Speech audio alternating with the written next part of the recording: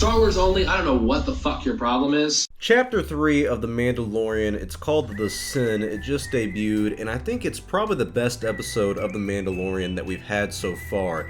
It builds a lot on the characters in the story, mainly the client, the Mandalorian, Grief Karga, who's played by Carl Weathers, and I think he does a fantastic job in this episode alone. It also builds on the bounty hunter guild that the Mandalorian's kind of a part of. You learn more about that and the impact that has and the rules that they have, and also a little bit more about the Mandalorian culture, and you get a little bit of a glimpse into the past that the Mandalorian has of his upcoming and some of the traumatic experiences that he has as a child. And you saw some of that in the first episode when he visits the Mandalorian group that he's a part of.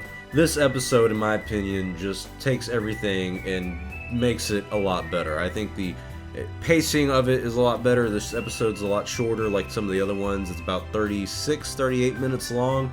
I do think a lot of people, including myself, wish the episodes were a full hour in runtime, but I also understand if you want to try to keep the quality contained and not milk the content that you're doing, I understand not making it a full hour just for the sake of making it a full hour. But I think this was a great episode. I like the action in it. I like the first 10 minutes where he's delivering the asset to the client that he's worked so hard for, and he kind of realizes that everyone else in his guild was also going for the same bounty, but he's the one who succeeded. And also, he gets a new set of armor because of it, and it looks so badass. I mean, I don't normally like to get into the clothes and the apparel that certain characters have, but his new look is awesome. I mean, I really was kind of stunned when he walked in. And I also like the music a little better in this one. I've started to realize that whenever the Mandalorian, or the Mando is what Carl Weathers' character, Grief Karga, calls him, whenever he walks into a scene, you get that Mandalorian theme song going, and it's awesome. I think the score in this one's a lot better than the past two episodes. I know it's been a complaint among some fans, but I think this is kind of setting it into the show and making it more of a normality when you watch it. Whenever the Mandalorian enters or whenever the show starts, you hear that theme and it makes it more iconic. And like the last two episodes, you dive a little bit more into the morality of the character of the Mandalorian, but this one just a little more. He breaks the rules, his own rules that he has to follow with his bounty hunting guild, in order to do what he thinks is morally right. And I do like that. And he asks questions that we as an audience have been asking, like, what does the client want with this asset that he's been going for? And what's the whole point of all this? What are these bad guys that are kind of in line with the Empire that have these stormtroopers working for them? What do they want? What's their goal? And the fact that you have the Mandalorian asking these questions that we as an audience ask as well makes him a lot better of a protagonist and a character. One of the great things about Luke Skywalker and why he still is the greatest character out of the three protagonists that we have in the Star Wars Skywalker saga compared to Anakin, compared to Rey, Luke is the best because if you look at Empire Strikes Back, he asks like 100-something questions, and I'm not exaggerating. Over the course of the entire trilogy, Luke asked about 100-something questions, and that is the questions that we also as an audience ask ourselves when we ask and we want answers from the characters inside the story, like Yoda. He's supposed to be the one to give us these answers. You have that with the Mandalorian now. You have him asking questions that we as an audience also want to ask, and you also have moments where he just doesn't even talk.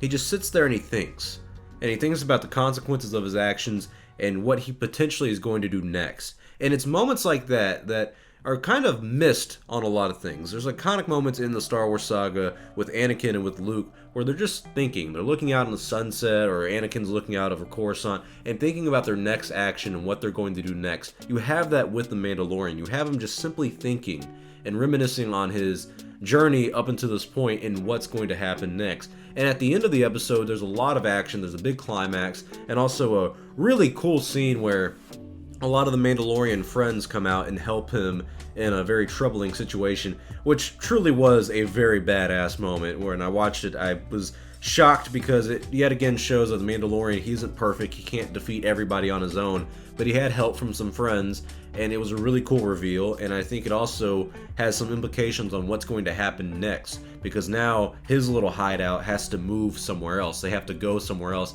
and that is potential for more stories to be told in the future of this show and the seasons that come out later in the years.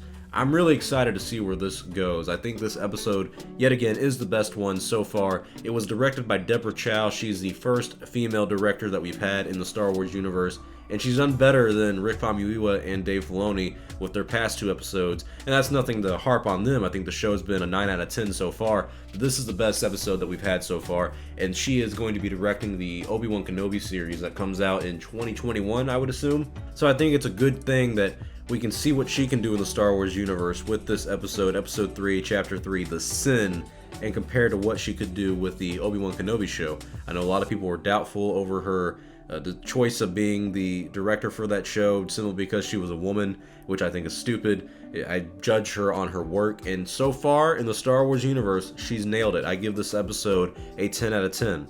We have 5 more episodes left in this season, and that's kind of disappointing because we have to wait another week till the next episode comes out, but I'm extremely excited to see where this show goes, specifically where the story goes, and how we dive deeper into the character of the Mandalorian, his friends, the Bounty Hunter Guild, and the asset that he obtains. I mean, we all know it's Baby Yoda. I'm just going to say it's Baby Yoda because we've all seen the memes on the internet now. It's not much of a spoiler. But still, I'm really interested to see where this character goes and where the story evolves into, because now that he's leaving the planet that he was just on, we're going to new territory. Now, we're stepping out of the familiar territory that we've had so far with this show and probably going to new worlds and new stories to explore. I think the show is just getting started. This may be the best episode we've had yet, but it may not be the best episode of this season, and I think that's very good news for us as Star Wars fans.